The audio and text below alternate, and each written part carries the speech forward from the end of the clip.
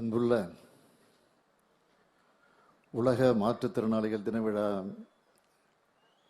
நிகழ்ச்சியிலே பங்கேற்று சிறப்பித்துக் கொண்டிருக்கக்கூடிய உங்களை எல்லாம்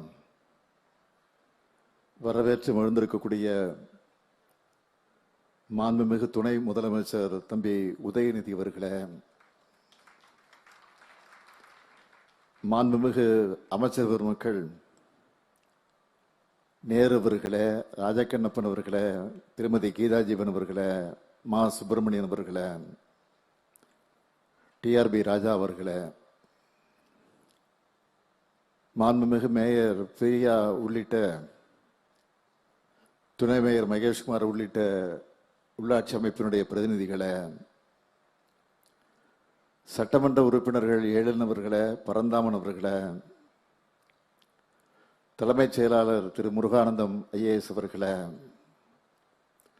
அரசு செயலாளர்கள் திரு ஹர்தீப் சிங் பேடி ஐஏஎஸ் அவர்களே, திரு கார்த்திகேயன் ஐஏஎஸ் அவர்களே, திருமதி மதுமதி ஐஏஎஸ் அவர்களே,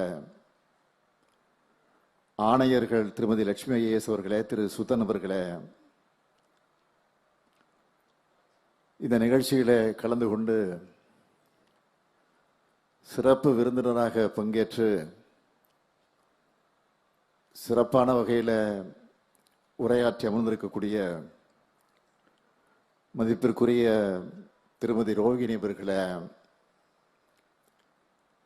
அரிமா சங்கத்தினுடைய நிறுவன தலைவர் திரு ராமகிருஷ்ணன் அவர்களே, செயலாளர் சங்கரராமன் அவர்களே,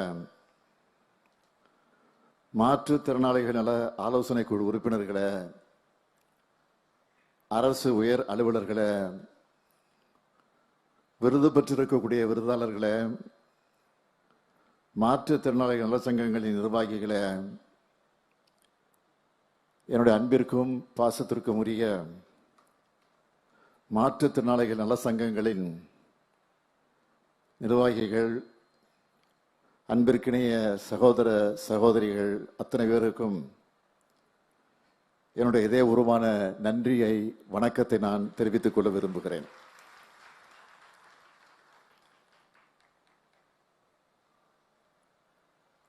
என்ன பேசுவது என்று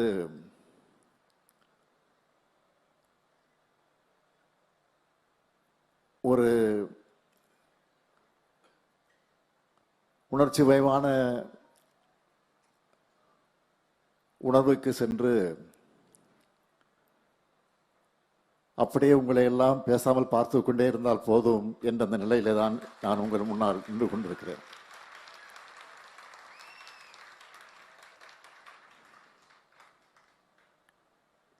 இங்கே திருமதி ரோகிணி அவர்கள் பேசுகிற போது குறிப்பிட்டு சொன்னார்கள், இது ஒரு உணர்ச்சிகரமான நிகழ்ச்சியான நிகழ்ச்சி என்று. உண்மைதான். ஆக அந்த உணர்வோடு தான் நான் இந்த நிகழ்ச்சியில பங்கேற்றுக் கொண்டிருக்கிறேன். இங்கே வந்திருக்கக்கூடிய அதேபோல் இந்த நிகழ்வை தொலைக்காட்சிகளின் மூலமாக நேரலையிலே பார்த்து கொண்டிருக்கக்கூடிய அத்தனை மாற்றுத்திறனாளி சகோதர சகோதரிகளுக்கு முதல்ல என்னுடைய இதயபூர்வமான மாற்றுத்திறனாளிகள் நாள் வாழ்த்துக்களை நான் தெரிவித்துக் கொள்ள விரும்புகிறேன். இந்த நாள் மற்ற நாட்களை போல இல்லாம இது வெறும் கொண்டாட்டத்துக்கான நாள் மட்டும் கிடையாது. நம்ம திராவிட மாடல் அரசை பொறுத்த வரைக்கும் மாற்றுத்திறனாளி தோழர்களுக்கு சம வாய்ப்புகளை வழங்கி சம உரிமையோட சமுதாயத்தில் வாழ்வதற்கான நடவடிக்கைகளை மேற்கொள்ளுகிற, அதை நினைவுறுத்தக்கூடிய நாள் தான் இந்த நாள். அந்த வகையில் உங்களுடைய திறன்களை போற்றக்கூடிய நாளா இந்த நாளை நாம் கொண்டாடி கொண்டிருக்கிறோம். அதிலேயும் சமூக முன்னேற்றம் காண மாற்றுத்திறனாளிகளை உள்ளடக்கிய சமூகங்களை வளர்ப்பது என்பதை இந்த ஆண்டுக்கான மையக்கருவா ஐநா சபை அறிவிச்சிருக்கு. இந்த கருப்பொருள் தான் நம்ம திராவிட மாடல் அரசு நடைபெற்றுக் கொண்டிருக்கக்கூடிய பாதை. அதுல முக்கியமான மைல்கல் தான் இந்த விழா. இந்த விழாவிற்கு சிறப்பு விருந்தினராக மதிப்பிற்குரிய திருமதி ரோகிணி அவர்களை ஏன் அழைச்சோம் என்று சிலர் கேட்கலாம். சமூக சேவைய சிலர் திடீர்னு வெளிப்படுத்துவார்கள், திடீரென காணாமல் போய்விடுவார்கள். ஆனால் பல ஆண்டுகளாக தொடர்ந்து சமூகத்திற்கு செயல்பட்டு வரக்கூடியவர் தான் திருமதி ரோகிணி அவர்கள். அதுதான் அவருடைய தனித்தன்மை. கம்யூனிச சிந்தனைகளை பரப்பக்கூடிய திருமதி ரோகிணி அவர்களை திரைக்கலைஞர் என்று சொல்வதை விட சமூக கலைஞர் என்று தான் சொல்ல வேண்டும். அவரது பணி சிறக்க வாழ்த்துக்கள். அழைப்பு ஏற்று வந்தமைக்கு எனது நன்றியை நான் தெரிவித்துக் கொள்ள விரும்புகிறேன். மாற்றுத்திறனாளிகள் இந்த சமுதாயத்தில் முழுசா சார்ஜ் எடுக்கக்கூடிய வகைகளை பல்வேறு நடவடிக்கைகளை நாம் செஞ்சுக்கிட்டு வரோம். அதனுடைய உயிர் அடையாளமா நீங்க இருக்கீங்க. தமிழ்நாட்டு உள்ளாட்சி அமைப்புகள்ல புதிய மக்கள் பிரதிநிதிகளா நியமிக்கப்பட்டிருக்கக்கூடிய நீங்க 3631 மாற்றுத்திறனாளி சகோதர சகோதரிகளை வருக வருக வருக என்று நான் வரவேற்கிறேன்.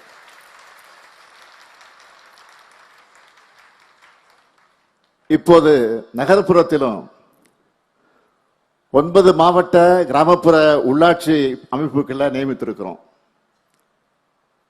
அடுத்த மீதமுள்ள உள்ளாட்சி அமைப்புகள் அமையும் போது இன்னும் 9000க்கு மேல் அதிகாரம் பெற இருக்கிறீங்க நீங்க. இதுதான் திராவிட மாடல். நம்முடைய வாழ்க்கையில எத்தனையோ நாட்கள் வந்து போகுது. அதுல சில நாட்களை நம்மால ஒருபோதும் மறக்க முடியாது. இன்னும் சில நாட்களை வரலாறு மறக்காது. அப்படிப்பட்ட முத்திரை பதிக்கக்கூடிய திருநாள் தான் இந்த பெருநாள் தான் இன்றைய நாள். சமத்துவத்தையும் சமூக நீதியையும் உயிர் மூச்சா நினைச்சு முன்னேற்ற பாதையில் நடைபெறக்கூடிய நம்முடைய தமிழ் சமூகம் பெருமை கொள்ளக்கூடிய நாள் இந்த நாள். கடந்த ஏப்ரல் மாதத்தில் இந்த முன்னெடுப்புக்கான அறிவிப்பை சட்ட முன்வடிவா தாக்கல் செஞ்ச மறுநாள் சகோதரர் பேராசிரியர் தீபக்நாதன் அவர்களும் மற்ற மாற்றுத்திறனாளி தோழர்களும் வந்து என்னை சந்திச்சாங்க. சந்திச்சப்போ ஆற தழுவி கொண்ட போது அதுதான் எனக்கு கிடைச்ச மிகப்பெரிய விருதா நான் நினைச்சப்போ. அதனாலதான் சொல்றேன், டிசம்பர் 3ஆம் நாள்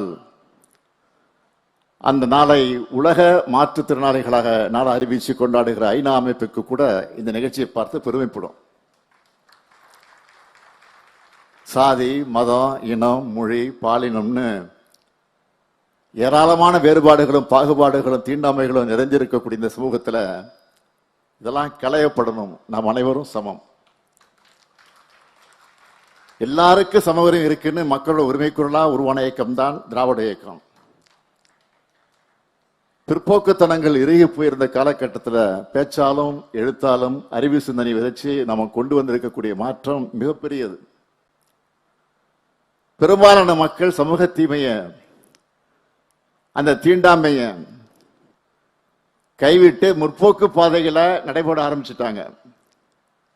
இதுதான் இந்திய நாட்டோட மற்ற பகுதியிலிருந்து தமிழ்நாட்டை வேறுபடுத்தி காட்டுது. இப்படிப்பட்ட நம்மோட மரபுல நாம இன்னைக்கு தொடங்குகிற பயணம் மிக மிக மிக முக்கியமானது. கடந்த காலங்களில் மாற்றுத்திறனாளிகளை எப்படியெல்லாம் புறக்கணிச்சாங்க, எப்படிப்பட்ட இன்சென்டிவான சொற்களை எல்லாம் பயன்படுத்துறாங்க. வலிமிகுந்த வரலாற்றை நான் அதிகம் பேச விரும்பல. ஏன்னா இது புது வரலாற்றை படைக்கக்கூடிய நேரம் வந்தாச்சு. இப்போ புது வரலாற்றை மட்டும் இல்ல, அரசுடன் சேர்ந்து நீங்களும் படைக்க போறீங்க. முத்தமிழறிஞர் கலைஞர் அவர்கள் மாற்றுத்திறனாளிகள் என்ற சொல்ல உண்மையான உள்ளன்போடு அறிமுகப்படுத்தினார். அவர் ஆட்சி காலத்துல தான் மாற்றுத்திறனாளிகள் நலனுக்கென தனி தலைமைச் செயலகம், அந்த அளவில் துறை தலைமை அளவிலும்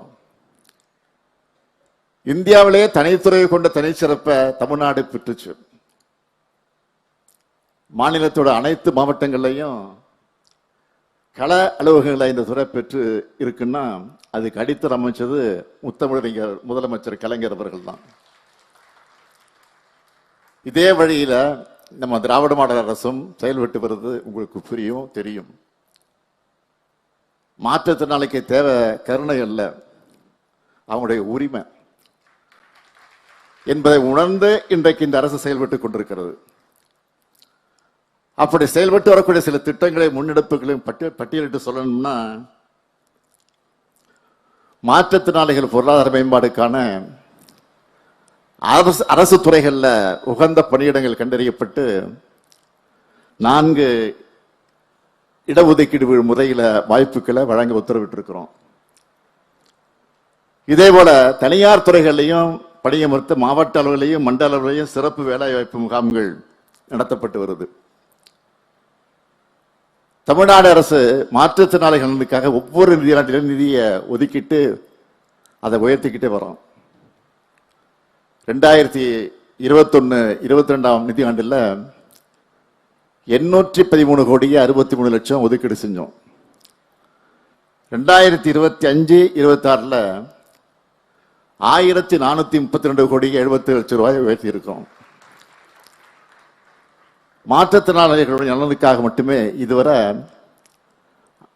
60க்கும் மேற்பட்ட அரசாணைகளை பிறப்பிச்சிருக்கோம். பராமரிப்பு தொகையுடன் திட்டத்தின் கீழே 2,11,391 பயனாளிகளுக்கு மாதம் 2000 ரூபாய் உயர்த்தி வழங்கப்பட்டு வருது. பள்ளிகள், மறுவாழ்வு இல்லங்கள் சீரமைப்புக்கு 2 கோடி ரூபாய் நிதி தரப்பட்டிருக்கு. 1.5 கோடி ரூபாய் செலவில் கூடுதலா ஒரு மாவட்ட மாற்றுத்திறனாளிகள் நல அலுவலகம் சென்னையில, வட சென்னையில செயல்பட்டு கொண்டிருக்கிறது.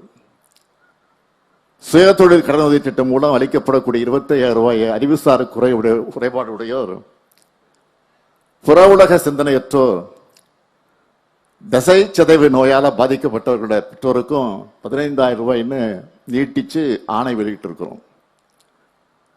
மாநிலம் முழுவதும் இருக்கக்கூடிய 62 விளையாட்டு அரங்கங்கள்ல தடையற்ற சூழல் அமைய 37,20,000 ரூபாய் நிதி ஒதுக்கீடு செய்யப்பட்டிருக்கு. முதுகுத்தண்டம், அந்த முதுகுத்தண்டு வடத்தினுடைய பாதிக்கப்பட்ட மாற்றுத்திறனாளிகளுக்கு திருப்பூர், கோயம்புத்தூர், திருவண்ணாமலை மாவட்டங்கள்ல 3 சிறப்பு இல்லங்கள் தன்னார்வ தொண்டு நிறுவனங்கள் மூலம் செயல்படுத்தப்பட்டு வருது. 22 அரசு பள்ளி விடுதிகளில் தங்கி பயிலக்கூடிய மாணாக்கருக்கு நிதி உதவி அதிகரிக்கப்பட்டிருக்கு. அனைத்து மாவட்ட ஆட்சியர் அலுவலகங்களிலும் மாவட்ட ஆட்சியர் கூட்டம் நடத்தும் போது முக்கிய நிகழ்வுகள் போதும் செவித்திறன் பாதிக்கப்பட்டோர் பயன்பெறக்கூடிய வகையில் சைகை மொழிபெயர்ப்பாளர் வசதியும் செய்யப்பட்டிருக்கு. மாற்றுத்திறனாளிகளுக்கு முன்னுரிமை அடிப்படையில் வீட்டுமனை பட்டாக்கள் வழங்கப்பட்டிருக்கு. மாற்றுத்திறன் மாணவர்களுக்கு வழங்கப்பட்டு வரக்கூடிய கல்வி உதவித்தொகை 2 மடங்காக உயர்த்தி 22,300 மாணவர்கள் பயன்பெறக்கூடிய வகையில் 7 கோடி ரூபாய் கூடுதல் நிதி ஒதுக்கீடு செஞ்சு மாவட்டங்களுக்கு நிதி வழங்கப்பட்டிருக்கு. அரசு போட்டித் தேர்வுகளில் கலந்துக்க மாற்றுத்திறனாளிகளை ஊக்குவிக்க ஆண்டுதோறும் 200 மாற்றுத்திறனாளிகளுக்கு உணவு மற்றும் தங்கும் விடுதி வசதியோடு கூடிய சிறப்பு பயிற்சி வகுப்புகள், முதற்கட்டமாக சென்னையில் குரூப் 2, 2A தேர்வு எழுத உள்ளவங்க பயிற்சி வகுப்புக்கு பதிவு செஞ்ச 41 மாற்றுத்திறனாளிகளுக்கு வேலை வாய்ப்பு மற்றும் பயிற்சித்துறை மூலம் பயிற்சி வகுப்பு நடத்தப்பட்டிருக்கு. அரசு மற்றும் பொதுக்கூட்டங்களை மாற்றுத்திறனாளிகளை எளிதாக பயன்படுத்தக்கூடிய வகையில் தடையற்ற சூழல் அமைக்கும் பணிகளும் நடைபெற்று வருது. சாய்வுத்தள பாதை, மின்தூக்கி அமைத்தல், கழிவறை அமைத்தல், பார்வைத்திறன் குறையுடையோர் எளிதில் செல்வதற்காக டேக்டைல் தரைப்பகுதி, பிரெய்லி எழுத்துக்கள் கொண்ட தகவல் பலக உள்ளிட்ட நடவடிக்கைகள் பல்வேறு அரசு துறைகள் மூலமாக கட்டடங்களில் மேற்கொள்ளப்படுது. ஒருவரும் விடுபடுதல் கூடாது என்ற நோக்கத்தில் மாற்றத்திலான இருப்பிடத்திற்கே சென்று அவருடைய மறுவாழ்வு சிகிச்சைக்கான பயிற்சி, மாநிலம் முழுவதும் உள்ள அனைத்து மாற்றுத்திறனாளிகளும் தங்களுடைய விருப்பத்திற்கு ஏற்ற வகையில் உபகரணங்களை தெரிவு செஞ்சிக்கக்கூடிய வசதியை அறிமுகப்படுத்தி 125 கோடி ரூபாய் ஒதுக்கீடு செஞ்சு இப்போ தன்னிறைவு நிலையை அடைகிற வகையில் செயல்பட்டு கொண்டிருக்கிறோம். இப்படி எத்தனையோ திட்டங்களை உருவாக்கி செயல்படுத்தக்கூடிய அரசு தான் உங்களுடைய திராவிட மாடல் அரசு என்பதை நான் பெருமையோடு குறிப்பிடுகிறேன். இந்த வரிசையில தான் மாற்றுத்திறனாளிகளுடைய அரசியல் சமூக உரிமை நிலைநாட்டுகிற வகையில ஒரு முக்கியமான ஒரு சட்டத்தை கொண்டு வந்தோம். எல்லோரும் சொன்னாங்களே பேசுகிற போது, உங்களுடைய கோரிக்கையை நீங்களே ஒழிக்கணும்னு உள்ளாட்சி அமைப்புகள்ல ஒரு மாற்றுத்திறனாளி உறுப்பினர் இடம்பெறுவார் என்ற மாபெரும் சமூக உரிமையை வழங்கி இருக்கிறோம். அந்த அடிப்படையில் உங்களை போன்ற மக்கள் பிரதிநிதிகளை உருவாக்கி இருக்கிறோம். ஊராட்சி அமைப்புகள், ஒன்றிய அமைப்புகள், மாவட்ட அமைப்புகள்னு இன்னைக்கு நீங்க மக்கள் பிரதிநிதிகளாக ஆகியிருக்கிறது மூலமா சமூகத்தில் மக்களாட்சிக்கான உண்மையான பொருளை உருவாக்கிட்டு இருக்கோம். இனிமே நீங்க அரசு கொண்டு வர திட்டங்களோட பயனாளிகள் மட்டும் அல்ல, அரசோட திட்டங்களை உங்க குரல்ல பதிவு செய்ய போற மக்கள் பிரதிநிதிகளாக மனுக்கள் போட போறவங்க இல்ல, நீங்க மனுக்களை பெற்று தீர்வு காண போறீங்க. இப்போ நம்மை பொறுத்த வரைக்கும் நாம் சொல்லும் ஒவ்வொரு சொல்லும், எழுதக்கூடிய ஒவ்வொரு எழுத்தும், செய்யக்கூடிய ஒவ்வொரு செயலும் மாற்றத்தை உண்டாக்கணும், மக்களுடைய வாழ்க்கையில முன்னேற்றத்தை கொடுக்கணும். அதனால்தான் திருநர்கள், மாற்றுத்திறனாளிகள் அவர்களை போன்ற சொற்களை பயன்படுத்துகிற போது அதை பயன்பாட்டுக்கு கொண்டு வரும். இந்த சொற்களுடைய பயன்பாடு சமூகத்தில் ஒரு உளவியல் மாற்றத்தை ஏற்படுத்தி கொண்டிருக்கிறோம். திட்டங்களை உருவாக்குறதும் உதவித்தொகை வழங்குவதையும் எவ்வளவு முக்கியமோ அதே அளவுக்கு சமூகத்தோட மனமாற்றமும் முக்கியம். அந்த மனமாற்றத்தை நோக்கி நீங்க நடைபோட இனிமேல் நீங்கள் ஆற்ற போற பணிகள் முக்கியமானதாக இருக்கும். ஒவ்வொரு ஊர்ல இருக்கக்கூடிய மாற்றுத்திறனாளிகளுடைய குரலையும் நீங்க எதிரொலிக்கணும். அவங்களுக்கான தேவைகளை உள்ளாட்சி அமைப்புகள் எடுத்து சொல்லி நிறைவேற்றி தரணும். இப்போ சில பிற்போக்குவாதிகள் இவங்கெல்லாம் மக்கள் பிரதிநிதிகளாக என்ன செய்ய போறாங்கன்னு நினைக்கலாம். அவங்களுடைய தரம் அவ்வளவுதான். அதை பத்தி நம்ம கவலைப்பட வேண்டிய அவசியம் இல்லை. எந்த நொடியிலும் நீங்க தன்னம்பிக்கையை மட்டும் விட்டுவிடக்கூடாது, சோர்வடைய கூடாது. தலைவர் கலைஞரையே நீங்கள் ஒரு ரோல் மாடலா எடுத்துக்கிட்டு செயல்படணும். தலைவர் கலைஞர் அவர்கள் ஒரு முறை ஒரு விபத்தில் சிக்கினார், விபத்தை எதிர்கொண்டார். அதனால அவருடைய கண்ணுல கூட பாதிப்பு ஏற்பட்டுச்சு. இருந்தாலும் அந்த வலியை கூட பொறுத்துக்கிட்டு இறுதி வரை சமூகத்துக்காக உழைச்சார். ஏராளமான இலக்கிய படைப்புகள், உடன்பிறப்புகளுக்கு கடிதங்கள், தமிழ்நாட்டு வரலாற்றை திருத்தி எழுதின அறிக்கைகள், திட்டங்களை அவரால் கொடுக்க முடிஞ்சிச்சு. கண்ணில ஏற்பட்ட பாதிப்பு அவர் மனசை பாதிக்கல. தலைவர் கலைஞர் முதுமை காலத்துல சர்க்கரை நாற்காலியை தான் வர வந்தார். சர்க்கரை நாற்காலி இருந்தபடி எப்படி பம்பரமா சுழண்டு உழைச்சார்னு உங்களுக்கு தெரியும். இந்த விழிப்புணர்வு தான் அரசியலுக்கு அவசியம், மனிதர்களுக்கு அவசியம். அதை நீங்க எல்லாரும் வளர்த்துக்கணும். ஒட்டுமொத்த திறனாளிகளுக்கும் மாற்றுத்திறனாளிகளுக்கும் தன்னம்பிக்கையை எப்படி உருவாக்குவது என்று ஆலோசித்து தான் இப்படி ஒரு சட்டத்தை நாம் உருவாக்கி இருக்கிறோம். மக்கள் பிரதிநிதியாக நீங்கள் ஆற்றப்போகிற பணிகளை பார்த்து இதை மற்ற மாநிலங்களையும் முன்னெடுக்கணும். இதுதான் உண்மையான சமத்துவத்தையும் சமூக நீதியும் நோக்கி பயணமாக இருக்கும். உங்கள் பணி சிறக்க, வெற்றியடைய என்னுடைய மனமார்ந்த வாழ்த்துக்கள். நன்றி, வணக்கம்.